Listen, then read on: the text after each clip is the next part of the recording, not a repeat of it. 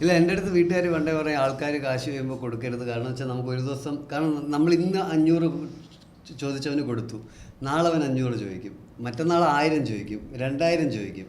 ഏതെങ്കിലും ഒരു പോയിന്റിൽ നമ്മൾ നോ പറയുമ്പോൾ ഇതെന്തായാലും പിണങ്ങേണ്ട ഒരു ബന്ധമാണ്. ഇതൊരു ഭയങ്കര ഡിബേറ്റബിൾ ടോപ്പിക്കാണ് കേട്ടോ ഈ സാധനം. കാരണം ഇൻസ്റ്റാഗ്രാമിൽ ഇപ്പോൾ ഓടുന്നുണ്ട്, നമ്മൾ സ്ഥിരം കാണുന്ന ഒരു ടെംപ്ലേറ്റ് ട്രെൻഡ് റീലാണ് ഫ്രണ്ട്സിന് പൈസ കൊടുക്കരുത്, പൈസ കൊടുത്തു കഴിഞ്ഞാൽ റിലേഷൻ ബ്രേക്ക് ആവും. ഞാൻ കൊടുത്തു എനിക്കൊരു അങ്ങനെ ഞാൻ പക്ഷേ വേറൊരു ചെയ്യാൻ ചോദിക്കട്ടെ, നമ്മളെല്ലാവരും അങ്ങോട്ടും ഇങ്ങോട്ട് പൈസ കടം വാങ്ങിച്ചിട്ടുള്ളവരാണ്. അപ്പോൾ ഇത് ഈ സാധനം ഒരു ടോപ്പിക് ഇവിടെ നിൽക്കുന്ന സാധനം, ഇതിനെ എങ്ങനെ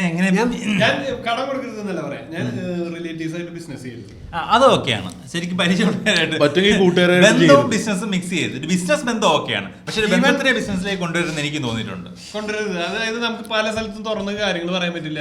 ഇപ്പൊ ഒരു പരിചയത്തിലുള്ള ഒരാള് നമ്മള് വേറെ റെക്കമെൻഡേഷനിൽ ഒരു വർക്കിൽ എടുത്തു കഴിഞ്ഞപ്പോ നീ ആ പയ്യന്റെ അടുത്ത് എടുത്തതിന്റെ ഒരു പ്രശ്നം ഒരിക്കലും ബന്ധങ്ങൾ വഷളാവും ഒരുമിച്ച് ഒരു ബിസിനസ്സിലോ അങ്ങനത്തെ ഒരു പരിപാടിയിലോ.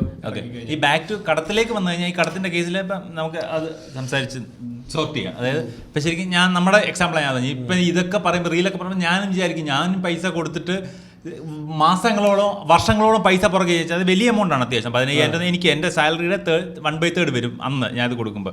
ഞാനത് വർഷങ്ങളോളം ചോദിച്ച് വർഷങ്ങൾ നോക്കണം നിങ്ങൾ. ഞാൻ വർഷങ്ങളോളം ചോദിച്ചിട്ടാണ് എനിക്ക് ആ പൈസ തിരിച്ച് കിട്ടിയത്.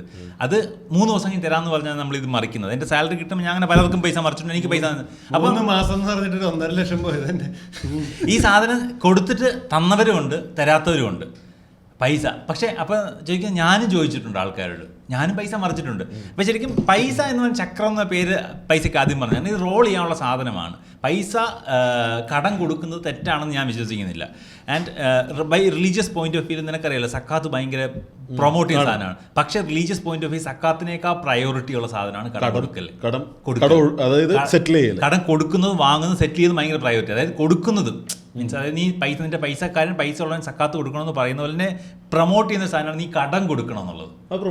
അതായത് കൊടുക്കുന്നതിന് ഭയങ്കര പ്രയോജനമായിട്ട് പറയുന്നുണ്ട്. എന്തുകൊണ്ടാണെന്ന് വെച്ചാൽ മനുഷ്യൻ എന്ന് വെച്ചാൽ ഒരാൾക്ക് എപ്പോഴും അവൻ്റെ ആവശ്യമുള്ള പൈസയും സാധനങ്ങൾ കൈ കാണത്തില്ല. ഇത് റോൾ ചെയ്തുകൊണ്ടിരിക്കുന്ന സാധനം തന്നെയാണ്. മനുഷ്യർ പക്ഷേ പല സ്വഭാവക്കാരാണ്. ഇതാണ് ഇതിനെ അതിർവരമ്പ് ഇവിടെ. നീ ആർക്ക് കൊടുക്കുന്നു എന്നുള്ളത്, നിന്റെ റിലേഷൻ ബ്രേക്ക് ആവുന്നതും സ്ട്രോങ് ആവുന്നതും. അതിന്റെ അപ്പുറത്ത് നിങ്ങളുടെ ഫിനാൻഷ്യൽ സെക്യൂരിറ്റി ഇടിയുന്ന ഒരു എമൗണ്ട് കൊടുക്കാനും പാടില്ല. അതെ, ഞാനിപ്പോൾ കൊടുത്താൽ അത് തിരിച്ച് പ്രതീക്ഷിക്കാറില്ല. എനിക്ക് എൻ്റെ റെഗുലർലി മേടിക്കുന്ന 2-3 ആൾക്കാരുണ്ട്. അവർ തിരിച്ച് തരൂലെന്നുള്ളൊരു സാധനം എനിക്ക് ഭയങ്കര ക്ലിയർ ആയിട്ട് അറിയുകയും ചെയ്യാം. അപ്പോൾ അവരെൻ്റെ അടുത്ത് ചോദിക്കുമ്പം എനിക്ക് എത്ര കൊടുക്കാൻ പറ്റുന്നോ ഞാൻ അത് തിരിച്ച് പ്രതീക്ഷിക്കാതെ കൊടുക്കുന്ന പോലെ ഞാൻ കൊടുക്കാം.